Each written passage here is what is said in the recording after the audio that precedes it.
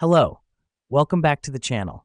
Today we're diving right into creating a donor management system in Airtable, your 2025 full guide. First off, let's create a new base on Airtable. Go to your Airtable dashboard and click on Add a Base, then select Start from Scratch. The reason we do this is to have a clean slate for our donor management system. Once we've done that, let's rename our base as Donor Management System.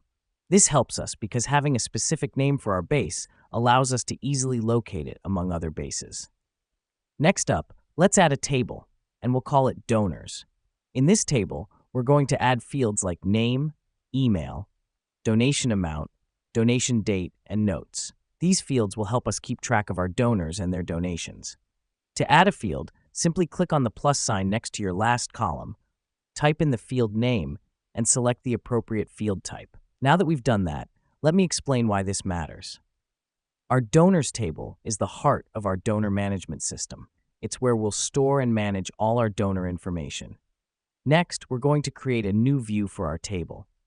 Click on the drop-down arrow next to the grid button and select Add a View. We're going to use a gallery view to visualize our donors' information. The reason we do this is that the gallery view provides a more visual layout, making it easier for us to scan through our donor information. Finally, let's add some records to our donors table.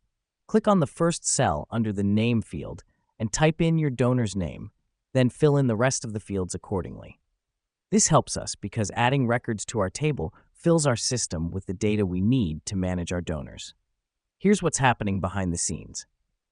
As we add records, our Airtable base becomes a dynamic, robust donor management system that allows us to manage and keep track of our donors efficiently. And there you have it. You've just created a donor management system in Airtable from scratch. Now you have all the necessary tools to manage your donors effectively.